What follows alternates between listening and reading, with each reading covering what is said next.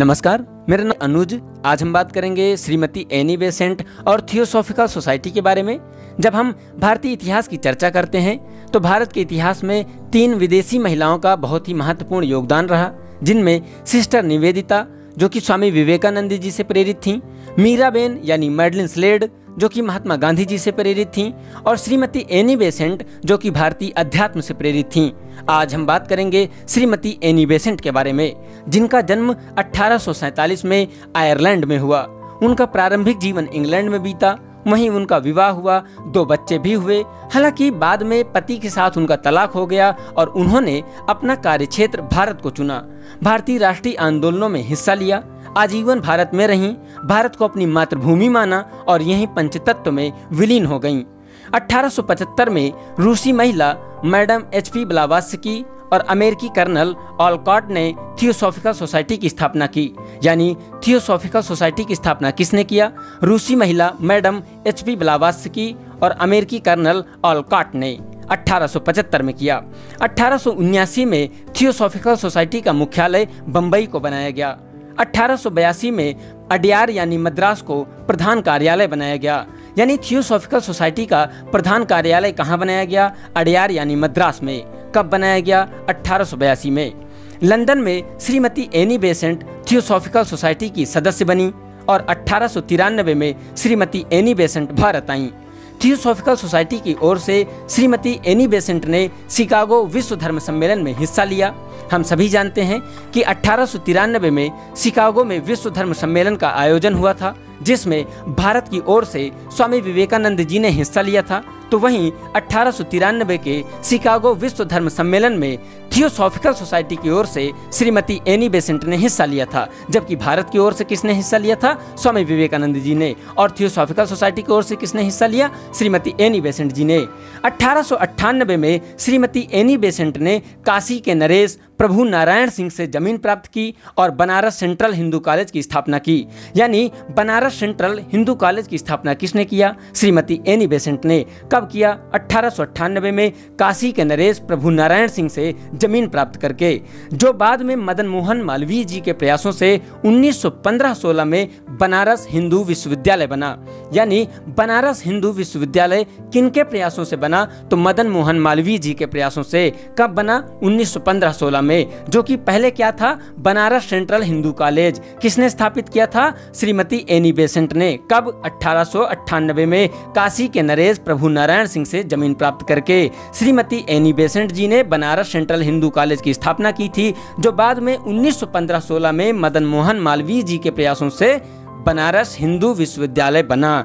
1907 में colonel Olcott की मृत्यु हो गई और Shrimati Annie Besant theosophical society की अध्यक्ष बनी। यानी एनी बेसेंट थियोसॉफिकल सोसाइटी की अध्यक्ष कब बनी? 1907 में। आपको याद रखना है।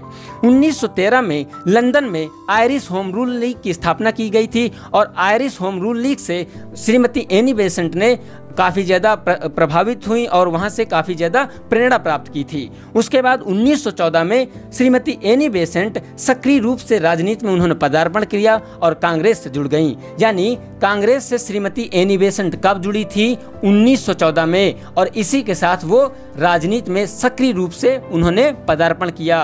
1915 में कांग्रेस के बम्बई अधिवेशन में, जिसकी अध्यक्षता कर रहे थे सत्येंद्र प्रसाद सिन्हा, उन्होंने होम रूल लीग के स्थापना की प्रस्ताव रखा, लेकिन प्रस्ताव अस्वीकृत हो गया। यानी कि श्रीमती एनी बेसेंट ने 1915 के कांग्रेस के बम्बई अधिवेशन में, जिसके अध्यक्ष थे सत्येंद्र प्रसाद सिन्हा, वहां पर श्रीमती एनी बेसेंट ने होम रूल लीग के स्थापना करने के लिए एक प्रस्ताव रखा, लेकिन प्रस्ताव अस्वीकृत हो गया। कब? 1915 के कांग्रेस के बम्बई अधिवेशन में। अध्यक्ष कौन थे? सत्येंद्र प्रसाद सिन्हा।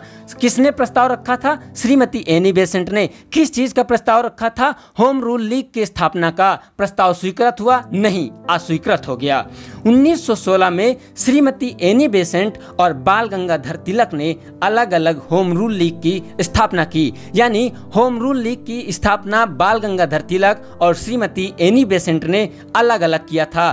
बाल गंगाधर तिलक ने 28 अप्रैल 1916 को, जबकि श्रीमती एनी बेसेंट ने 1 सितंबर 1916 को होम रूल लीग की स्थापना की थी।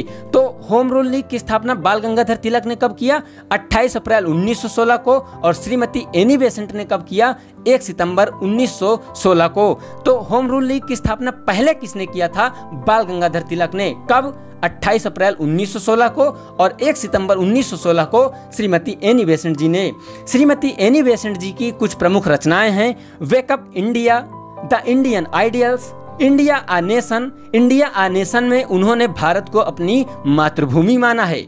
और उनकी एक पुस्तक है how India thought for freedom, यानी भारत स्वतंत्रता के लिए कैसे विचार करता है। उन्होंने भगवत गीता का अंग्रेजी में अनुवाद भी किया। उनकी 2 अंग्रेजी की साप्ताहिक पत्रिका भी थी, कॉमनवेल्थ और न्यू इंडिया। 1917 में कलकत्ता अधिवेशन में बाल गंगाधर तिलक के प्रस्ताव पर श्रीमती एनी बेसेंट कांग्रेस की अध्यक्ष बनी और कांग्रेस की पहली महिला अध्यक्ष बनने वाली श्रीमती एनी बेसेंट ही थी। हम सभी जानते हैं कब अध्यक्ष बनी थी? 1917 में कलकत्ता के अधिवेशन में। किसके प्रस्ताव पर? बाल गंगाधर तिलक के प्रस्ताव पर। कांग्रेस की पहली महिला अध्यक्ष कौन बनी थी? Shrimati Annie Besant. 1924 में बेलगांव में कांग्रेस का अधिवेशन हुआ।